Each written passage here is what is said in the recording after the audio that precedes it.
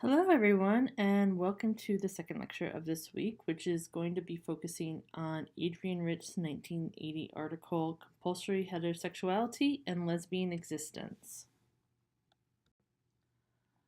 So, just to go back to the last lecture, which was very much focused on Gail Rubin's Talking Sex and Charm Circle. In that piece, she talks about one is that it is very much a criticism of anti sex feminist, stating that, very much that her arguments are around that particularly in the feminist movement of the time in the 80s, that feminists need to put sexuality, sexual needs, as a core component to women's rights, equality, and emancipation.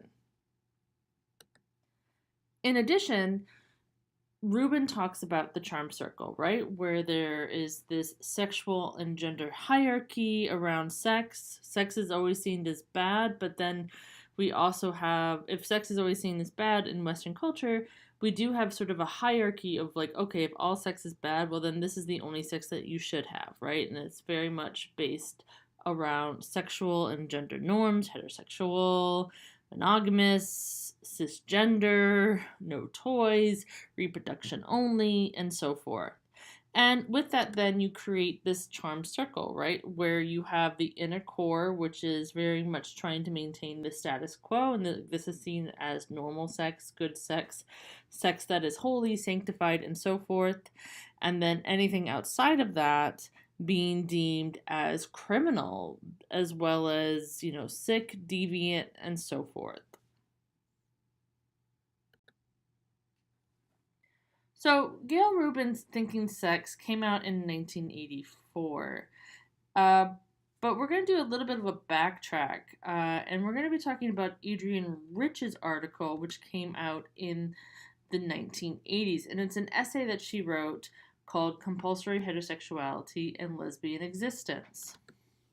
Now, for those of you who are not familiar with Adrienne Rich, she has been an incredibly influential essayist, activist, and as well as a very much acclaimed poet, and has won numerous awards for her poetry and writings.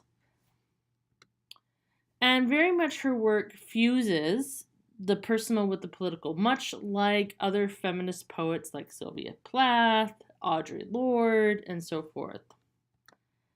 And, in similar to actually Sylvia Plath, for those of you who know her life, Adrienne Rich also was, you can see sort of her development of her feminist consciousness coming out of her work, where, she was married, had children, but by the 1960s, in her pieces, in her literature, in her writings, her poetry, and so forth, she starts to explore power dynamics.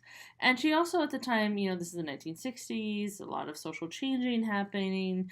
She gets very much involved in the anti war movement, women's liberation, Black Panthers.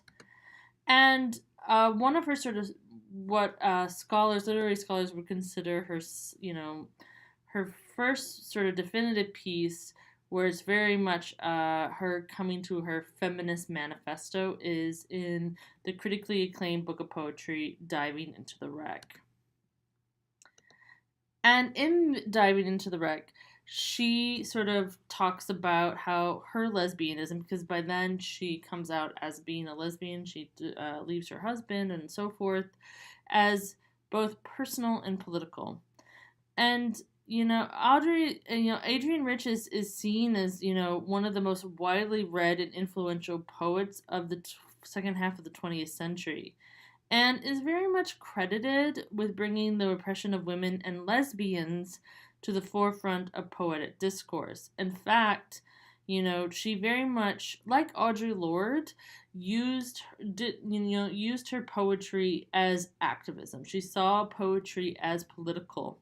And in fact, when Diving into the Wreck received a very prominent award, Rich declined it to accept it individually, and instead was joined by two other feminist poets, Alice Walker, for those of you who know her, she's very famous for The Color Purple, Audre Lorde, my sort of personal heroine, to accept it on behalf of all women whose voices have gone and still go unheard in a patriarchal world.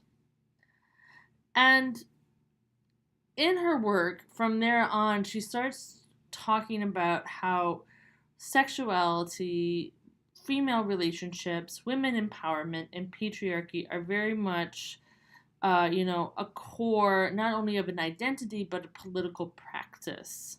And Rich acknowledges that for her, lesbianism is political as well as a personal issue. Yes, she sexually identifies as being a lesbian and is attracted towards women, but for her, she very much sees it as also a political choice.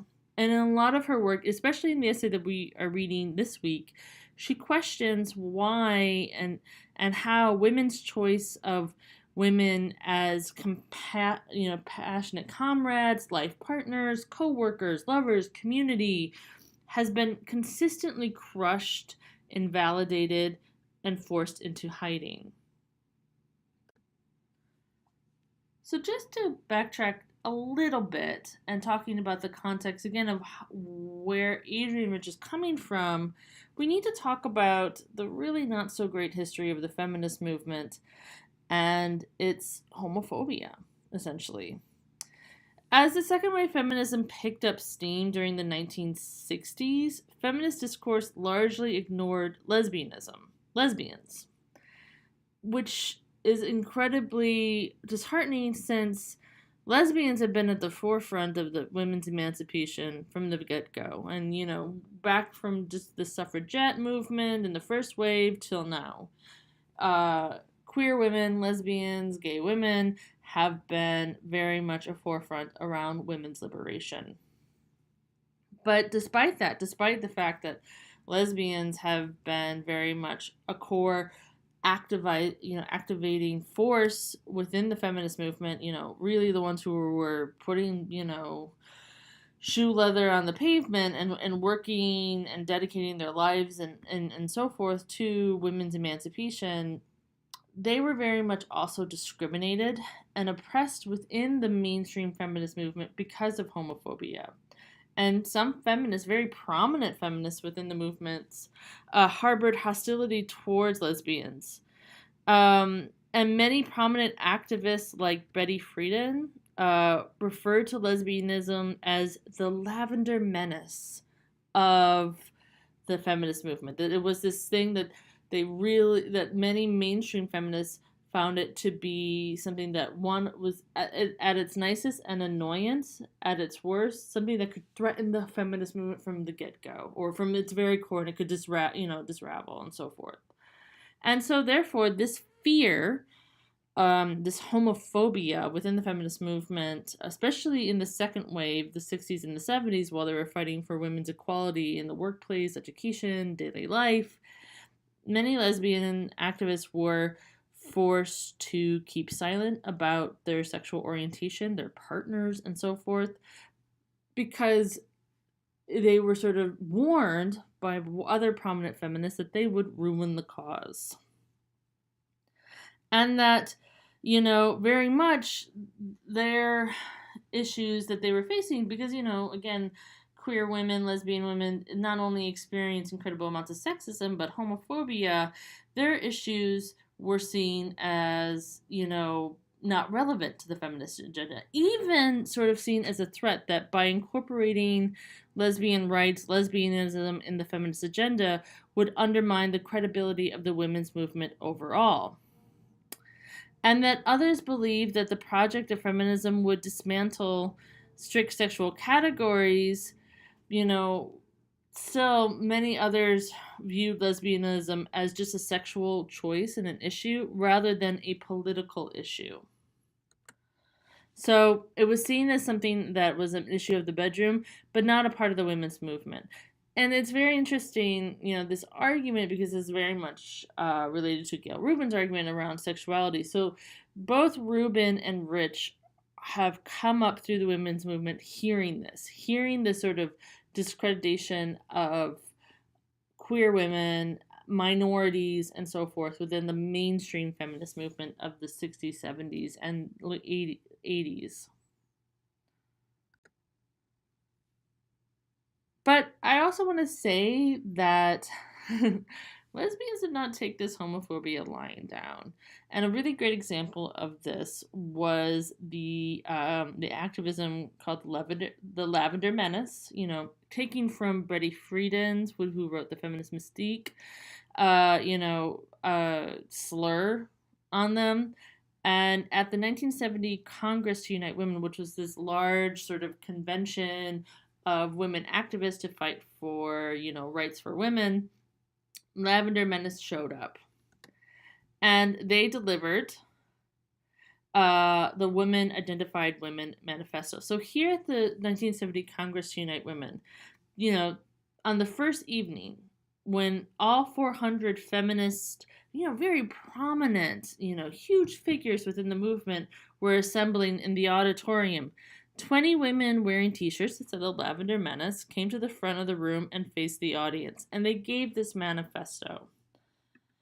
And first they argued, in this manifesto, they argued that lesbians were at the forefront of the struggle for women's liberation. Again, pushing back at the erasure that they were experienced by the feminist movement and the shame that they were supposed to feel. And a second point that they talk about in their manifesto is that their identification with other women defied traditional heteronormative definitions of women's identity, and that in fact they were pushing a new sort of, that lesbian women are not seen as something that is a minor or something that is not, relevant to the women's cause, but in fact we're offering a new lifestyle, a new way that steps outside of heterosexual boundaries, that women can be supported, loved, and taken care for each other without the need of a man. And with that, then, they talked about the primacy of women relating to women, that our relationships matter. Not only our, sexual relationships matter, but all of our sort of companionship relationships matter. And that we need to stop framing women's lives in the context to men and our relationship with men. Because really where our strength is in our relationship to each other, women to women. And in this manifesto, they then conclude saying that until women see each other the possibility of a primal commitment which includes sexual love, they will be denying themselves the love and value they readily accord to men, thus affirming their second-class status. And this is very much about, again, seeing not only their lifestyle, their sexual orientation, their love and so forth, and commitment to their same-sex partner as something that's a personal choice, but also that can be and should be seen as a political choice as well. That we are stepping outside of the shackles of heterosexuality that has dominated women. And this is where Adrienne Rich is coming from, and very much her piece, Compulsory Heterosexuality and Lesbian Existence, is speaking to. It's really stemming from lesbian activists within the feminist movement shouting against, one, the homophobia within the movement, but then two, questioning, why are we framing women's liberation in the context towards men? Why is it that we are always talking about our relationships, whether that's, relationships in the house, is always about a husband and a wife, or co-workers. It's always about a male co-worker and a female co-worker, or others, or children. Why is it always a father versus a mother? And instead saying, there are other forms of relationships out there that maybe could provide us a new pathway, a new liberation that steps outside of this very binary, this one model of heterosexual primacy that's seen as the only relationship that we're talking about, when there are many other different configurations of relationships out there that can be incredibly fulfilling and as well as liberating. Let's get into then the piece that we read for today, which is Compulsory Heterosexuality and Lesbian Existence. So very much like Rubin, Rich is critiquing feminists, the feminist movement of the time. So 1980s, so think about this feminist movement of the 60s, 70s, and then the very early 80s. And like Rubin, she's talking about how heterosexuality is not this sort of natural, intrinsic in human instincts, right? That sexuality is not biologically driven, but socially driven. And for her, this sort of thing that people are naturally heterosexual and then they decide to change or whatever, instead, she sees heterosexuality as an institution that imposes on many cultures and societies that render women in a subordinate position.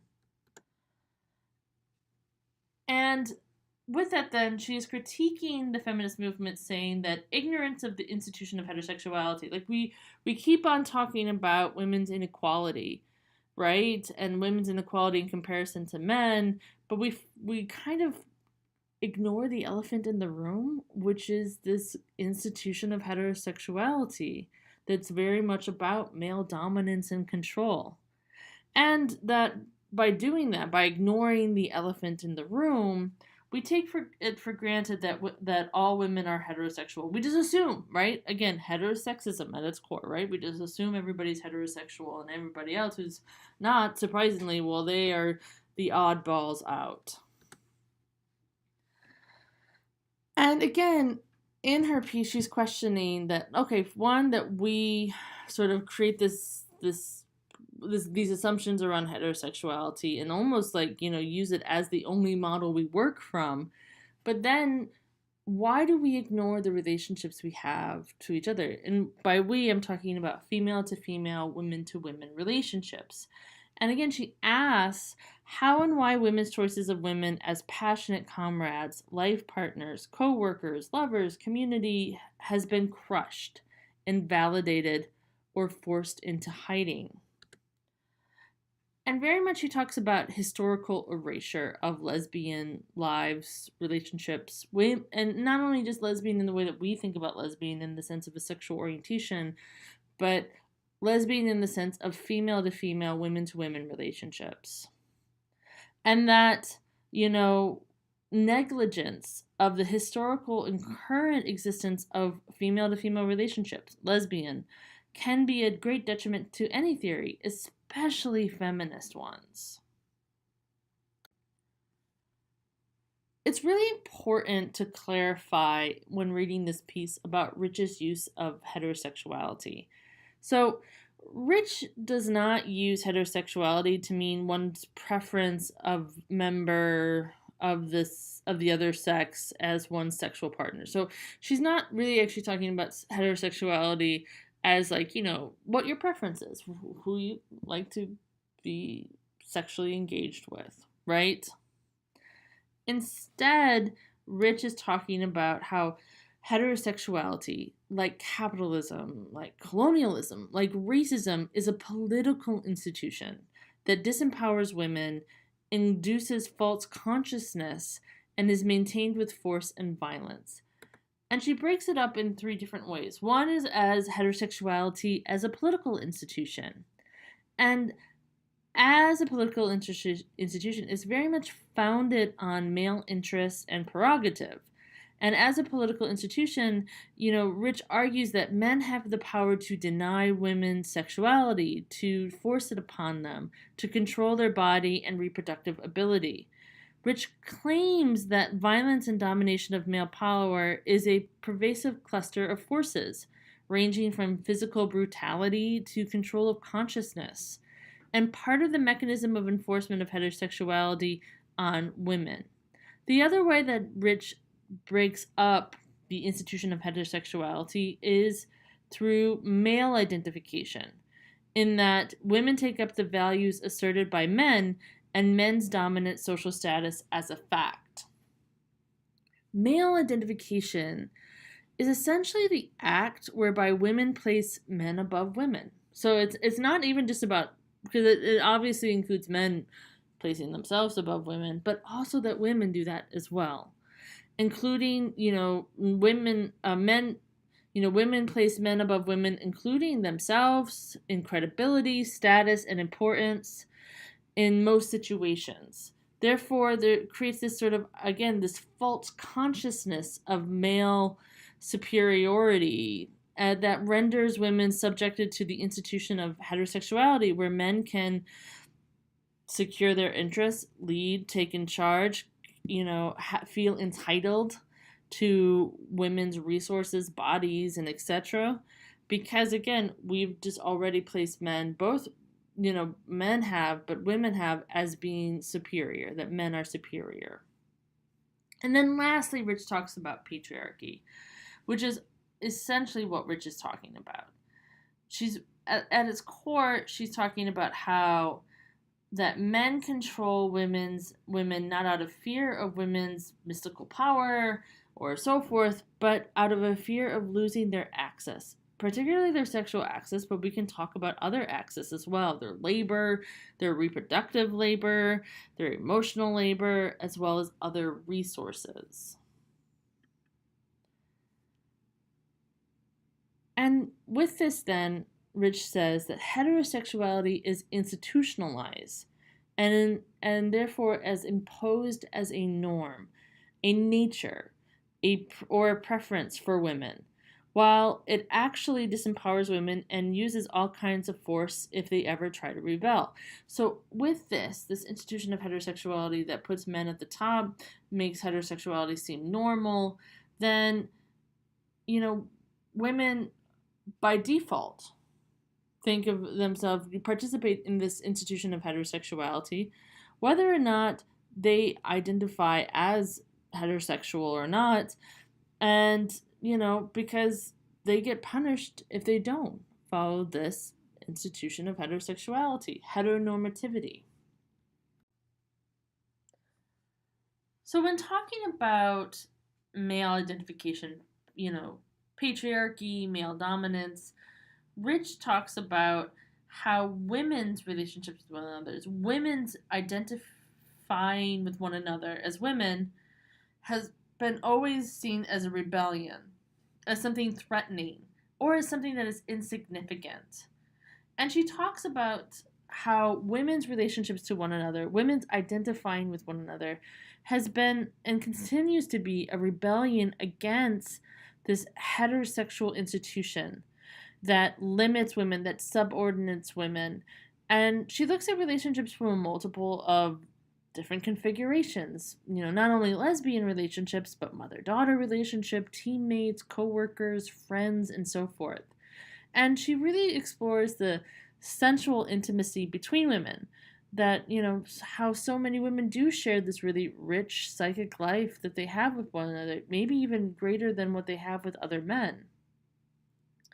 And Rich talks about how women identifying as women, but also identify with one another as women, and valuing each other's friendships and maintaining these friendships and not only friendships, but other sorts of forms of companionships, relationships with one another, means that, ultimately women then will question men's values and male supremacy in society, and instead value women's relationships, community, and power.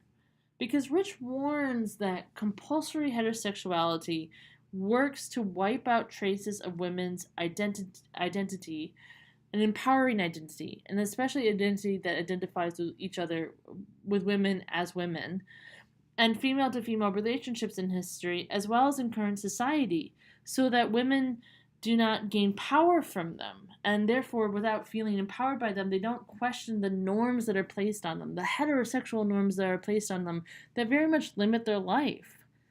And we can see that in society today. We have a very long and rich, diverse history of women to women or female to female relationships, spanning from, a whole range of relationships, right? From intimate friends, kins, mothers, daughters, siblings, lovers, soulmates, teammates, companions, caretakers, you name it, right? And female relationships have existed throughout history, but have often been ignored or erased. When you are taught about the history, of figures, more often than not, the history is always defined by male relationships, right? So it's either male relationships to other men, which we actually learn a lot about in history, mainstream history, the history that are taught in high schools as well as even in universities. We talk a lot about the friendships that like the founding fathers had, but we don't talk about, the friendships or relationships that the founding mothers had, right? We don't talk about that. As if their relationships don't matter, because their only relationship that matters is that they were married to the founding father. And far often, a lot of times women's relationships to one another, friendship, companionship, sexual, romantic, all of it, is seen as insignificant and not worthwhile, as almost as if it's a side note to the relationship that should matter, which is always a heterosexual relationship. A woman's relationship to a man is always valued more than a woman's relationship to another woman. For example, when we talk about the struggle for gay marriage, we talk about it a lot of times as if it's something new. Like as if it's something that, just came upon the block around 60 years ago and we've just started to fight for it. But since the Roman times, there have been female marriages, female women marrying other women. And it's happened also in many different cultures and continues to happen in many different cultures outside of the West.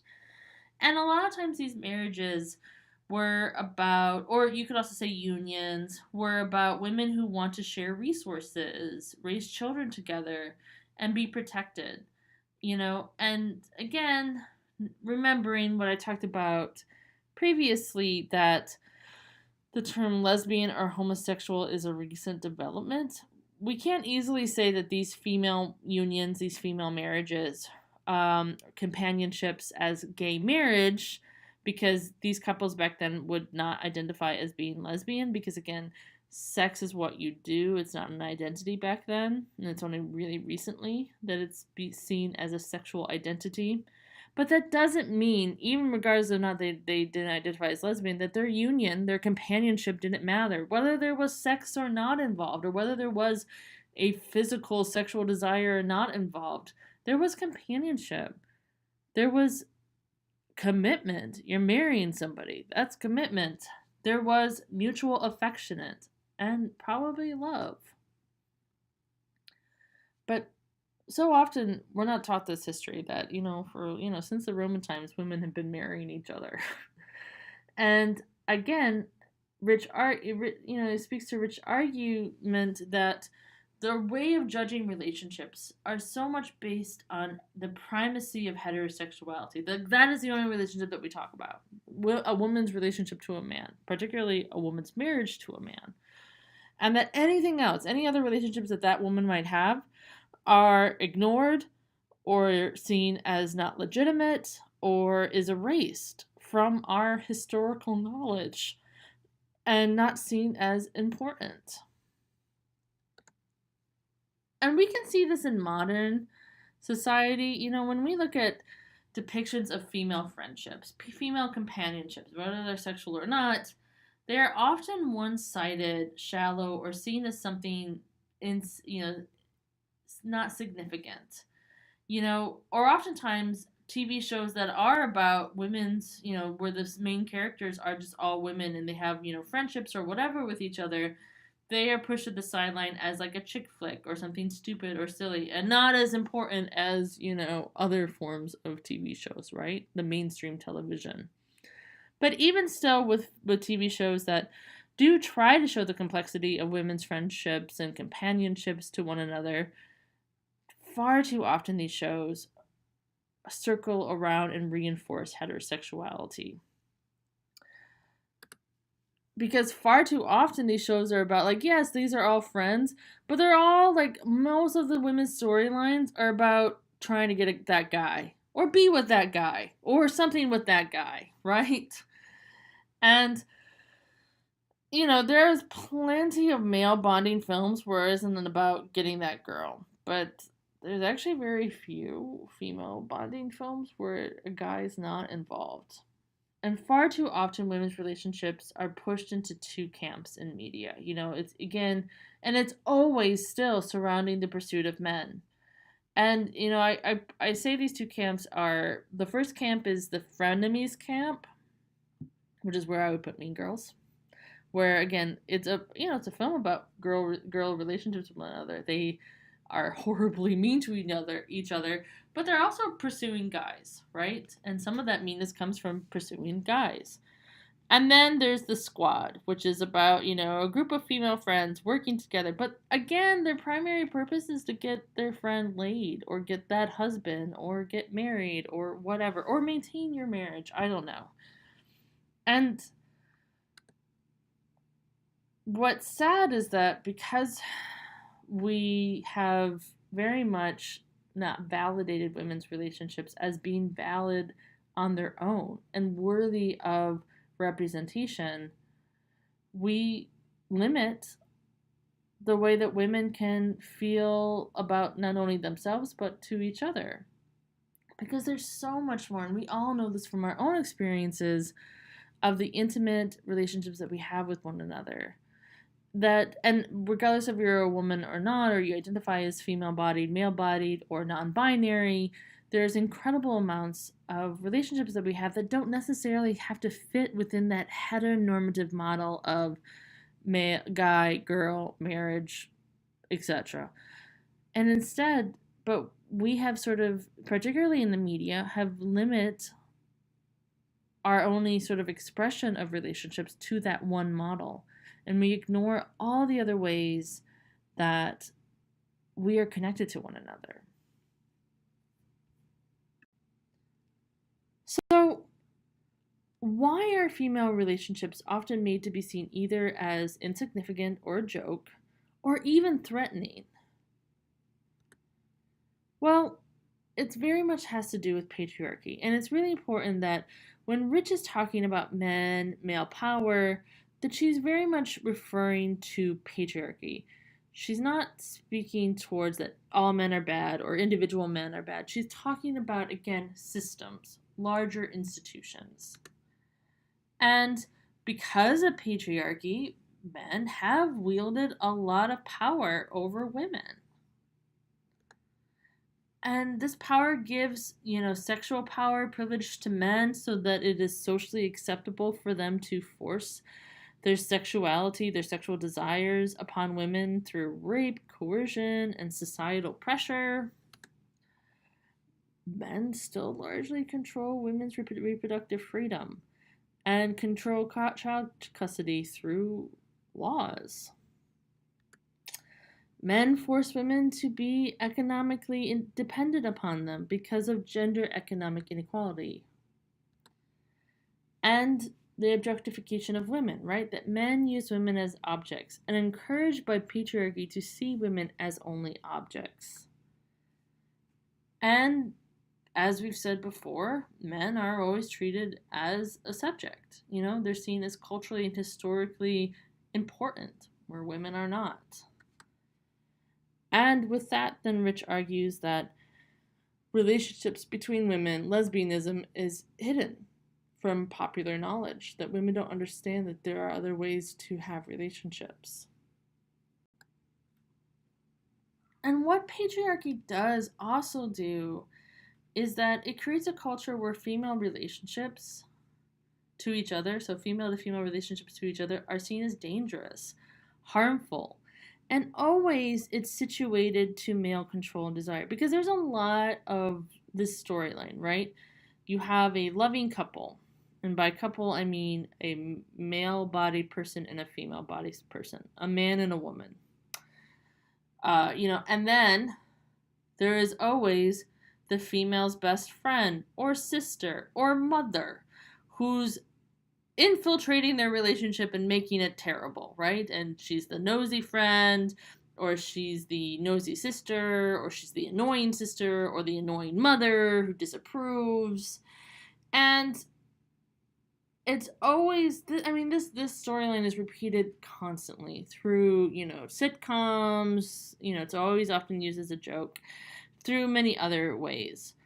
And it's very much, again, this idea that, one, that female relationships to each other can be, not only, they're not as important as the relationship that a woman will have with her husband or boyfriend, but also that they can then, be seen as threatening, because it feeds on this idea, this primal fear, that will very much, challenge patriarchy, that women could be indifferent to men altogether, that maybe we don't have to have our lives circle around them.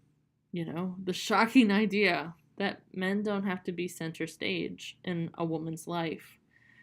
And that with that, then, female companionship, female friendships, and a wide range from, family to friends to coworkers and so forth, can be seen threatening because men can lose the sort of emotional, sexual, economic access to women and can only have access to it on a woman's terms instead of what has always been on a man's terms. This gets into then compulsory heterosexuality. So, why is heterosexuality compulsive? Well, one is because, heterosexuality being the dominant, being seen as the norm, therefore, is an easier pathway for those women, for women in general, to gain the financial, social security that is oftentimes limited towards them because of gender inequality, because of patriarchy.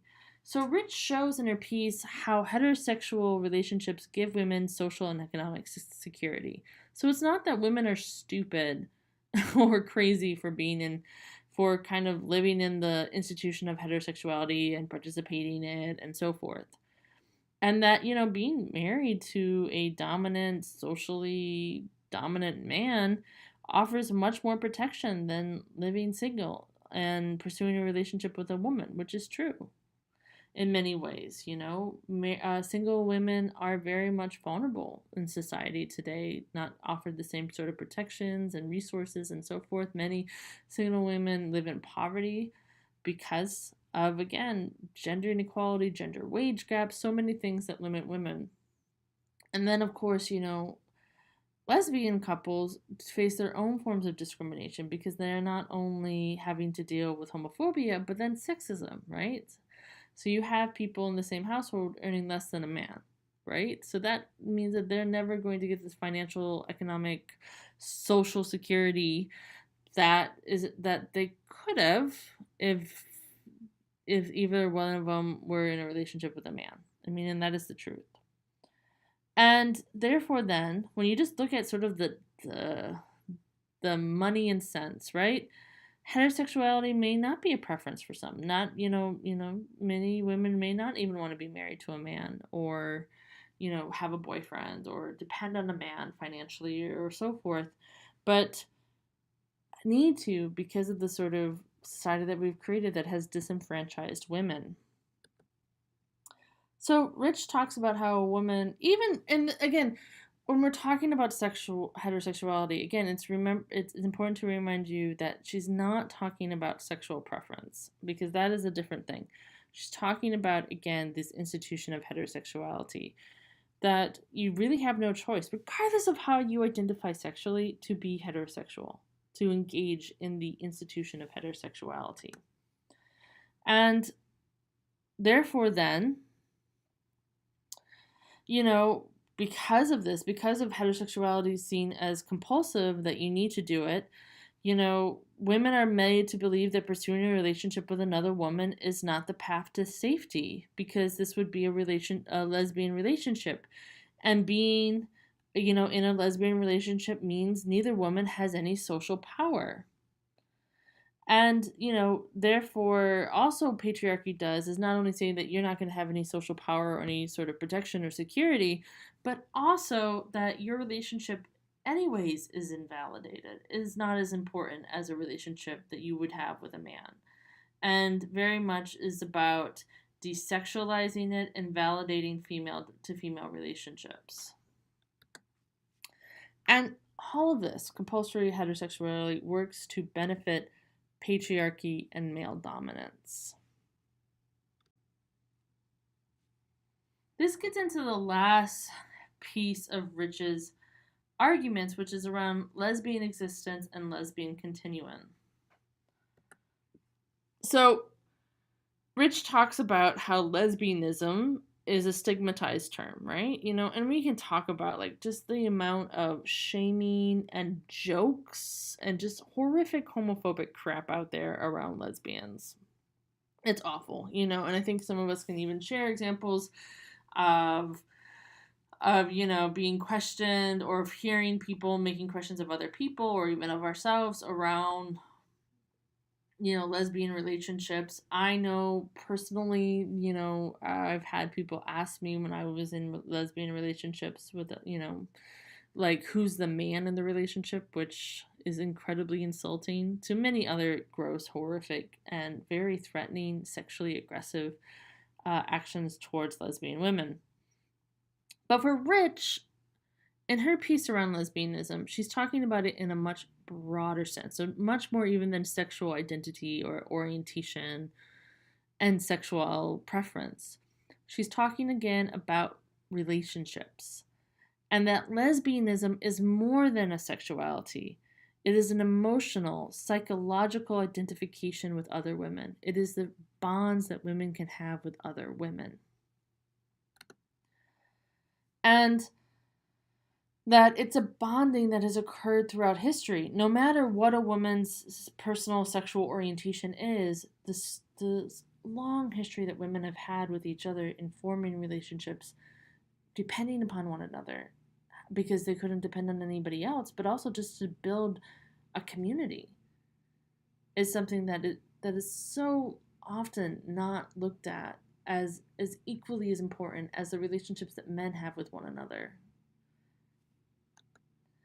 And therefore, she comes with this term called lesbian existence, which is, again, why Rich thinks about lesbianism as both a personal choice and a political choice, because it is about valuing our relationships to one another, women to women relationships, female to female relationships, and therefore rejecting the way that lesbian relationships have been,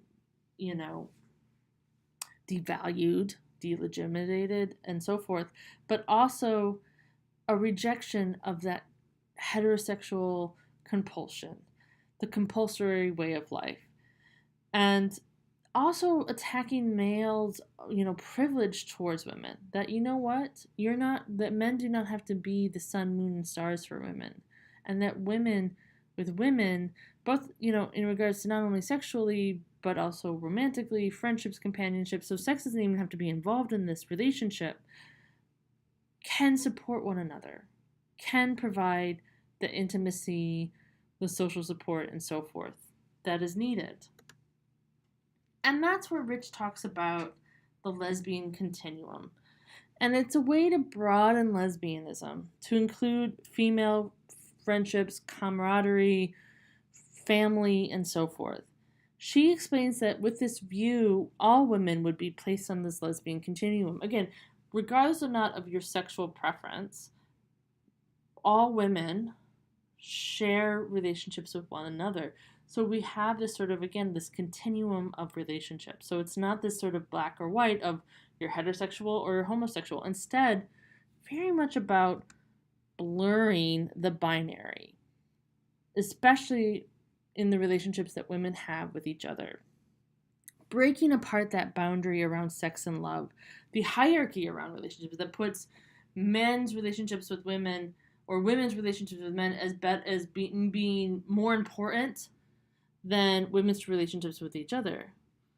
And seeing all female to female relationships along a spectrum of love, desire, friendship, companionship, support, and care. To where you may be a woman attracted to men, sexually attracted, romantically attracted, but can still feel incredible amounts of affection, even desire for your female friends and loved ones. And that's okay.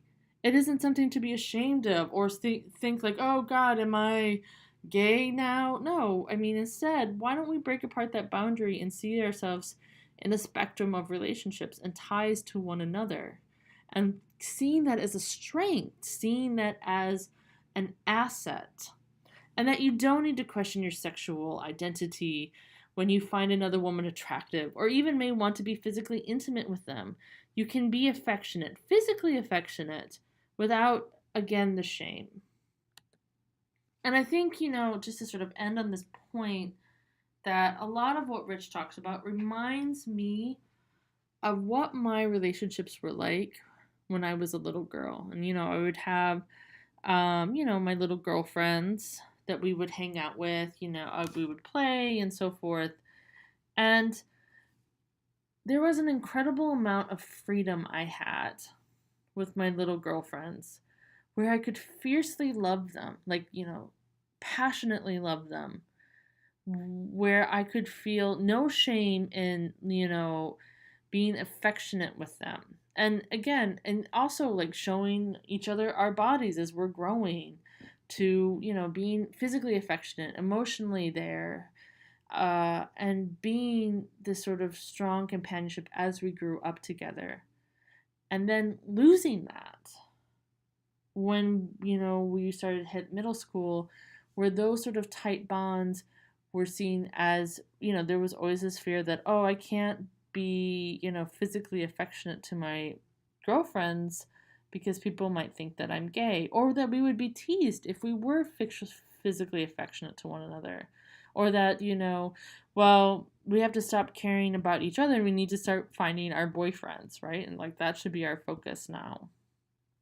And it's sad because I feel that, at least for me, and I'm talking from personal experience, that I lost this sort of wonderful freedom to love, this companionship that I had with other women that really shaped, for me as a little girl, who I was, who I wanted to be, and I felt safe.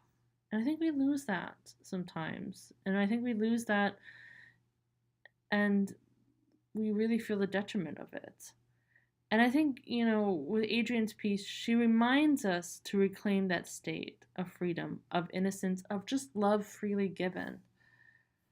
And she asks us to reject the chains of this sort of compulsory heterosexuality that forces us into these not only sexual roles, but gendered roles around male power, dominance, and control that can limit our horizon and what we think is possible for us. So, in conclusion, I think what I really want you to take away from this seminal piece in queer and feminist literature is the way that we question heterosexuality as this primary institution, and as a way of also reclaiming relationships that we have devalued for far too long.